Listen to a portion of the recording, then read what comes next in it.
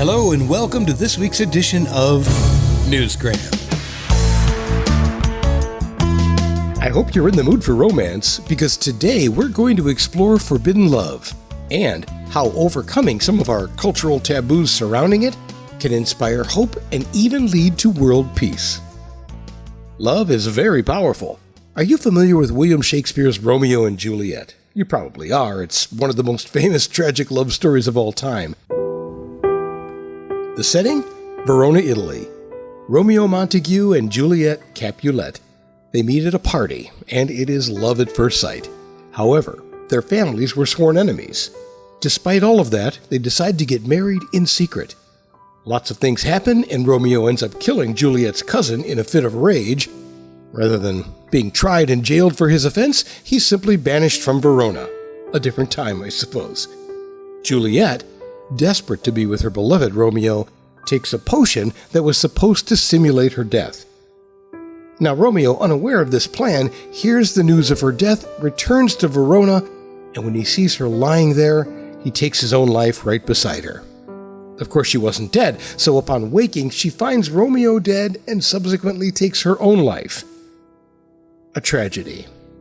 Now, they're both fictitious characters, and the reason I'm telling you all of this is to emphasize the high cost of hatred and division.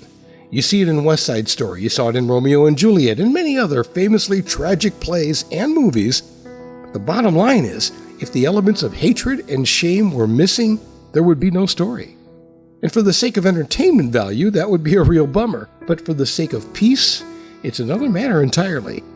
So if you're the kind of person that understands that love can happen across cultures, or even within different religions, and that the penalty for crossing those borders should not lead to death, but in fact, they might even lead to peace on an epic scale, then you are in the right place. Entering, stage left, David Evans. It all happened suddenly in 1993. I read an article in The Guardian of an Indian man who hanged his son in public because he married a forbidden marriage, bringing shame to the village, bringing shame to the families. That's David Evans, author of the book Present-Day Romance Tragedy, Romeo and Juliet Style. And 1993 was a pivotal time, which we'll get to in a second. And the key word really is shame, brought by the children on their parents and their society. And it leads to impossible situations for the parents. As we'll see, nothing is impossible.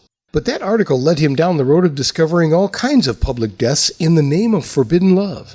Right or wrong, in some cultures, death was an acceptable form of punishment for anyone breaking this law.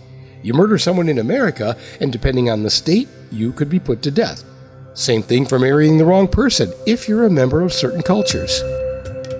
I have a friend in Delhi who was interested in the same topic and sent me other newspaper clippings about similar circumstances. And this formed the basis of material that I could start a PhD thesis along the line of romance tragedy of Romeo and Juliet style. Now that brought me into contact with all the wonderful literature of different cultures about stories of Romeo and Juliet style, which are in every culture. And as you might expect, he compiled all the stories he found into a book, making it extremely convenient for you and I to read and learn from. The first half of the book is all about romance tragedy, about lovers who would die for each other rather than be separated. There is a particular focus on India, but there are plenty of other fascinating stories of social progress in relation to forbidden love, and these have implications for all of us. But not all the stories are tragic. Well, most are, but not this one. There's only one actually non-tragic story that I really love. That is the one of Hinamo and Tutankhamun from New Zealand. And Hinamo swam at night 3K across to the island where her lover lived, and they got together, and then the next morning they didn't know if it would be intertribal warfare or not, but the chief and father gave in and they celebrated and lived happily ever after. It's a beautiful story. Tutankhamun and Hinamo met and fell in love. Now, Tutankai was a young warrior and he had to return to his village. But while separated, the lovers agreed that every night Tutankai would play his music and Hinemoa would let his song be her guide as she swims the 3,000-mile trek to Mokuia Island. No big deal if you're Diana Naiad. But there are wonderful stories of different cultures, and they are all exciting to read.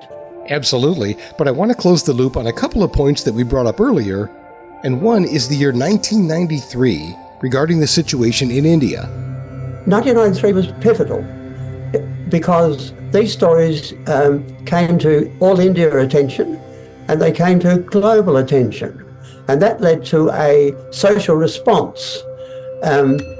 Now, before 1993, these happenings in villages would be reported possibly locally and ignored generally, and nothing would change the system. But when it came to public opinion, this led to the authorities having to do something.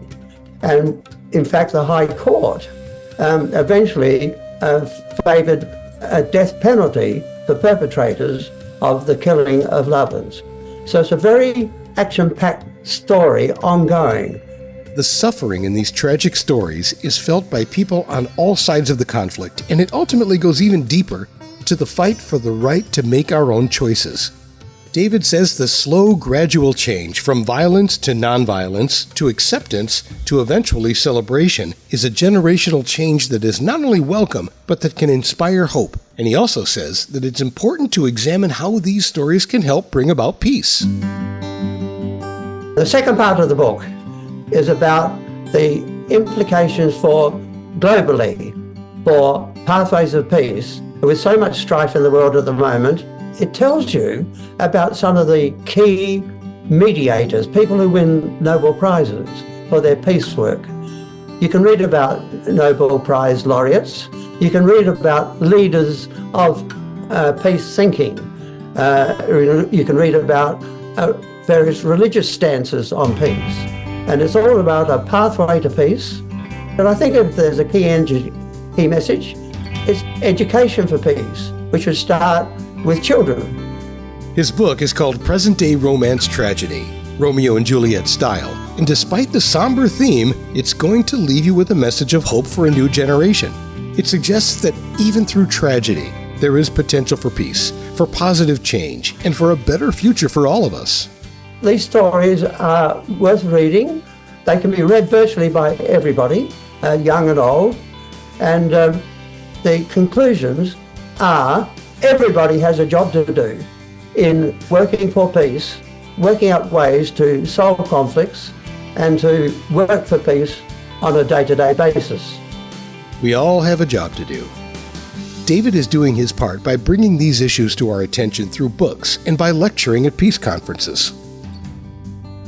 It's a lovely chance to talk all about this and talk about the lessons from the local situation that can be learned globally and be pointers to how peace can be achieved. And you can't talk about peace without bringing up Gandhi and his 3 pillars: truth, nonviolence, and harmony.